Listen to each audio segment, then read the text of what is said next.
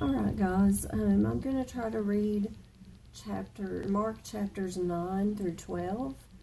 Me and Eli have both been sick, but we're not going to give the devil any glory. We're going to get this done. So just bear with me and read along if you want. And he said to them, "Assuredly I say to you that there are some standing here who will not taste death till they see the kingdom of God present with power." Now after 6 days, Jesus took Peter, James, and John and led them up on a high mountain apart by themselves, and he was transfigured before them. His clothes became shining exceedingly white like snow, such as no launderer on earth can whiten them. And Elijah appeared to them with Moses, and they were talking with Jesus. Then Peter answered and said to Jesus, "Rabbi, it is good for us to be here. And let us make 3 tabernacles, one for you, one for Moses, and one for Elijah." Because he did not know what to say, for they were greatly afraid. And a cloud came and overshadowed them. And a voice came out of the cloud, saying, "This is my beloved Son, hear him." Suddenly, when they had looked around, they saw no one any more, but only Jesus with themselves. Now as they came down from the mountain, he commanded them that they should tell no one the things they had seen, till the Son of Man had risen from the dead. So they kept this word to themselves, questioning what the rising from the dead meant. And they asked him, saying, "Why do the scribes say that Elijah must come first?" Then he answered and told them, "Indeed, Elijah is coming first, and restores all things.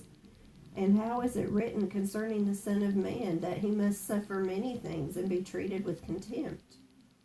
But I say to you that Elijah has also come, and they did to him whatever they wished, as it is written of him." And when he came to the disciples, he saw a great multitude around them, and scribes disputing with them.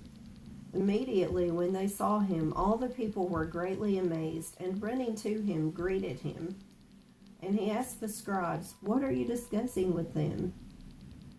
Then one of the crowd answered and said, "Teacher, I brought you my son, who has a mute spirit. And wherever it seizes him, it throws him down. He foams at the mouth, gnashes his teeth, and becomes rigid.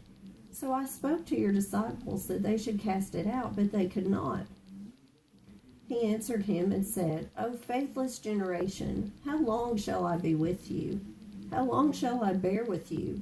Bring him to me." Then they brought him to him, and when he saw him, immediately the spirit convulsed him, and he fell on the ground and wallowed, foaming at the mouth. So he asked his father, "How long has this been happening to him?" And he said, "From childhood. And often he has thrown him both into the fire and into the water to destroy him. But if you can do anything, have compassion on us and help us." Jesus said to him, "If you can believe, all things are possible to him who believes." Immediately the father of the child cried out and said with tears, "Lord, I believe, help my unbelief."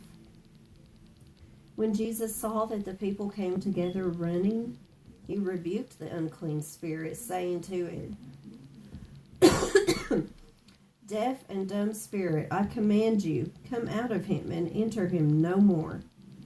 Then the spirit cried out, convulsed him greatly, and came out of him.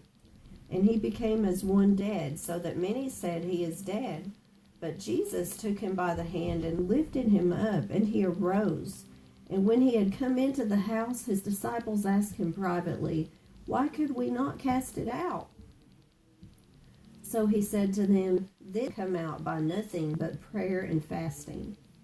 Then he departed from there to Galilee, and he did not want anyone to know it. For he taught his disciples and said to them, "The Son of Man is being betrayed into the hands of men, and they will kill him. And after he is killed, he will rise the 3rd day." But they did not understand this saying, and were afraid to ask him. Then he came to Capernaum, and when he was in the house, he asked them, "What was it you disputed among yourselves on the road?" But they kept silent, for on the road they had disputed among themselves who would be the greatest. And he sat down, called the 12, and said to them, If anyone desires to be first, he shall be last of all and servant of all. Then he took a little child and set him in the midst of them.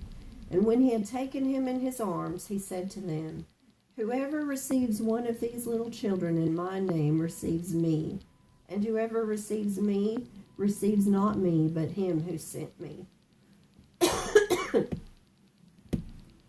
Now John answered him, saying, Teacher, we saw someone who does not follow us, casting out demons in your name, and we forbade him, because he does not follow us. But Jesus said, Do not forbid him. For no one who works a miracle in my name can soon afterwards speak evil of me. For he who is not against us is on our side. For whoever gives you a cup of water to drink in my name, because you belong to Christ, assuredly I say to you, he will by no means lose his reward. But whoever causes one of these little ones to believe in me to stumble, it would be better for him if a millstone were hung around his neck and he were thrown into the sea. If your hand causes you to sin, cut it off. It is better for you to enter into life maimed rather than having two hands to go to hell, into the fire that shall never be quenched, where their worm does not die and the fire is not quenched. And if your foot causes you to sin, cut it off. It is better for you to enter life maimed or lame rather than having 2 feet to be cast into hell, into the fire that shall never be quenched, where their worm does not die and the fire is not quenched. And if your eye causes you to sin, pluck it out. It is better for you to enter the kingdom of God with one eye rather than having 2 eyes to be cast into hellfire, where their worm does not die and the fire is not quenched. For everyone will be seasoned with fire, and every sacrifice will be seasoned with salt. Salt is good, but if the salt loses its flavor, how will you season it? Have salt in yourselves and have peace with one another.